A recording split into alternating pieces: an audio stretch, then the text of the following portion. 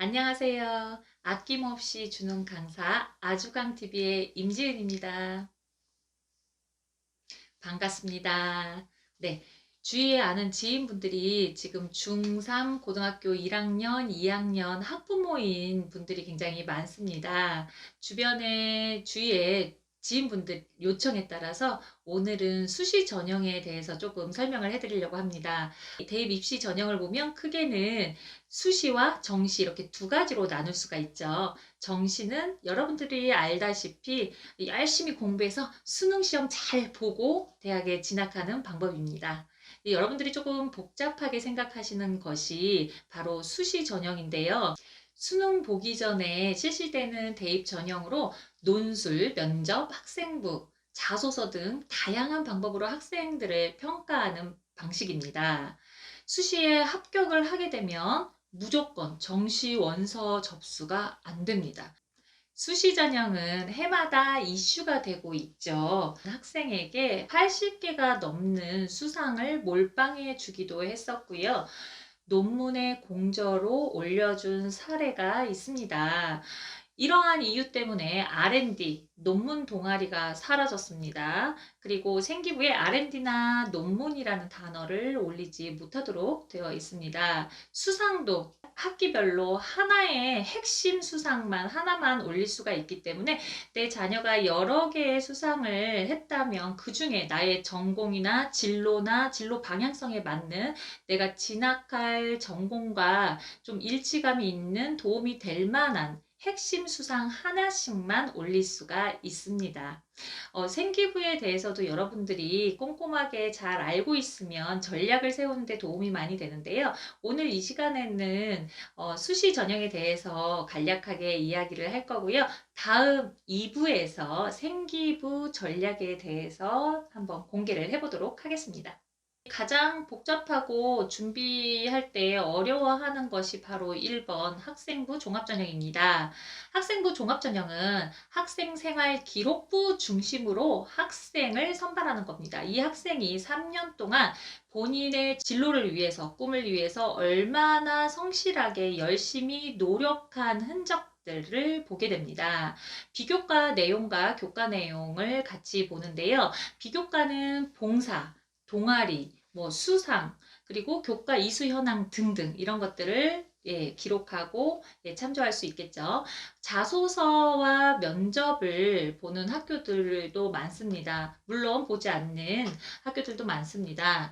다양한 요소로 평가하기 때문에 이 아이의 잠재된 능력, 열정, 얼마나 성실도 이런 것들을 다 평가를 하게 되어 있습니다. 그래서 우리 대학교에 이 학생이 들어와서 학업 능력은 잘 펼칠 수 있는가, 어느 정도 인성을 갖춘 아이인가, 우리 대학교의 전공은 얼마나 적합하게 이 아이가 잘 따라올 수 있는지 전공 적합성 등등 이런 것들을 보게 되기 때문에 생기부에 차곡차곡 열심히 3년 동안 생활한 것들을 동아리 자율동아리 봉사활동 이런 것들을 평가를 하게 됩니다.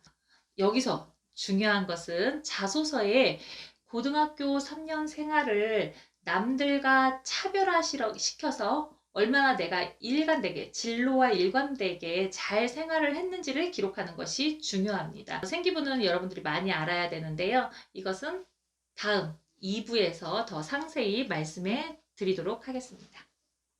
자, 첫 번째 학생부 종합전형 알아봤고요. 두 번째, 학생부 교과 전형에 대해서 알아보도록 하겠습니다. 학생부 안에서 교과 성적, 즉 내신이죠. 교과 성적 중심으로 학생을 선발하는 전형입니다. 상위권 대학 같은 경우에는 거의 탑인 아이들이 간다고 생각하시면 됩니다. 거의 과목들이 1등급 정도가 합격선이라고 이해하시면 되고요. 학교마다 조금 차이는 있으니까 내가 지원하고자 하는 학교의 모집 요강을 다운로드 받아서 잘 검토해 봐야 되겠죠. 주의점은 각 대학마다 내신 성적 산출 방법이 다르다는 점입니다. 고등학교 1학년 학부모님들은 정말 좋은 방법 중에 하나가 지금 이때 모집 요강을 다운로드해서 어떤 전형에 잘 맞는지를 한번 미리 공부를 해 두시는 것도 많은 도움이 될 것 같습니다. 세 번째, 논술 전형입니다. 논술은 100% 논술 전형으로 보기도 하지만 대학교마다 조금 차이는 있습니다.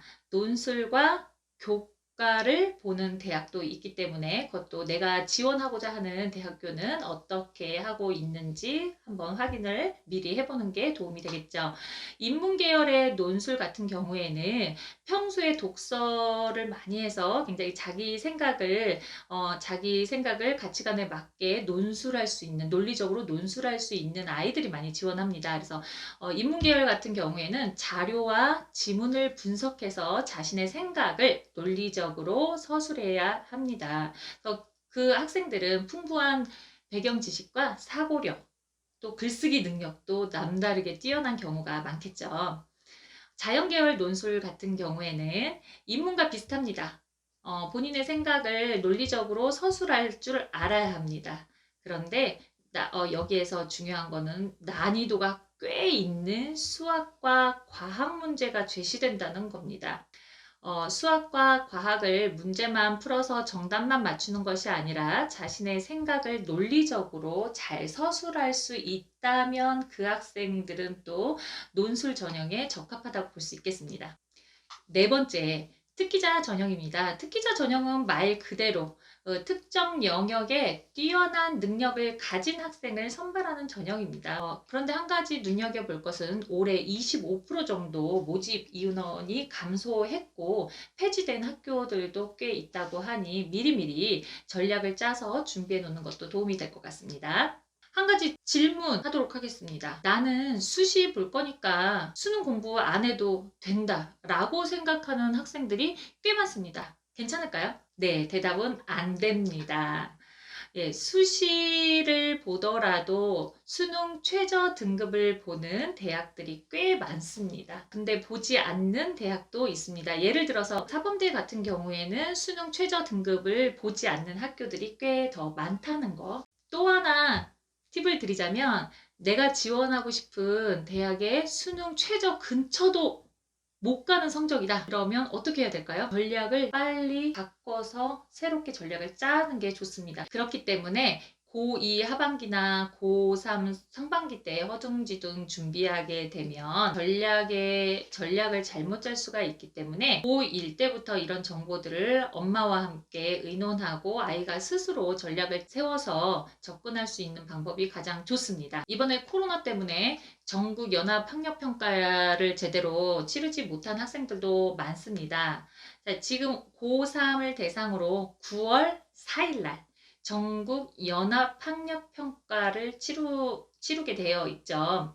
그래서 이 연합평가를 본 후에 최저 등급을 확인하고 내가 지원하고자 하는 대학교에 어느 정도 최저는 마치겠다. 이런 것들을 가늠해서 준비를 하시는 게 도움이 되겠습니다. 근데 제가 오늘 영상을 찍는 것은 사실은 고3 지금 준비하는 학생들보다는 요청이 고1, 고2 또는 중학교 3학년 학부모님들이 요청이 있었기 때문에 깊이는 들어가지 않을 거예요.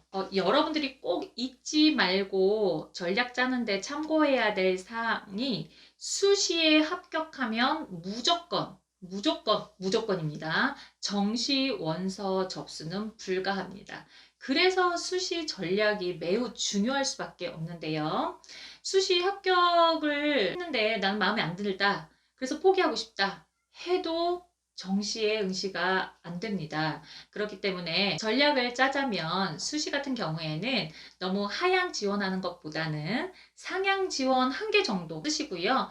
적정 수준, 나의 수준에 맞춰서 한 4장 정도 쓰시고 하향도 뭐 1~2개 정도 써보아도 좋을 것 같습니다. 근데 전략을 잘 짜서 접근하는 게 중요합니다. 내 아이가 이제 고1 입학한 학생이라면 모든 부모님들이 대입 입시 전략에 대해서 굉장히 중요하고 궁금해하시고 들어도 이해가 안 간다라고 생각을 하실 겁니다.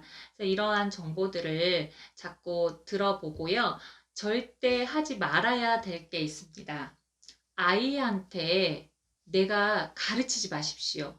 네, 저도 제 아이한테 제가 설명을 직접 해주면 우리 아이는 귀 막고 눈 감습니다.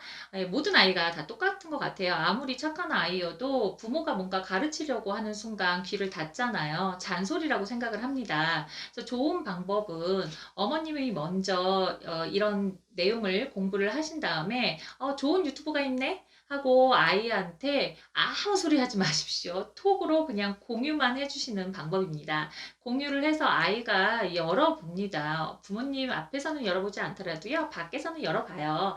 열어보고서 본인이 느끼는 게 가장 좋습니다. 그래서 아이가 스스로 전략을 세워서 내가 다음엔 동아리는 무엇을 들어야 하지? 다음에 자유 동아리를 하나 만들까? 자소서에 쓸 내용이 없네?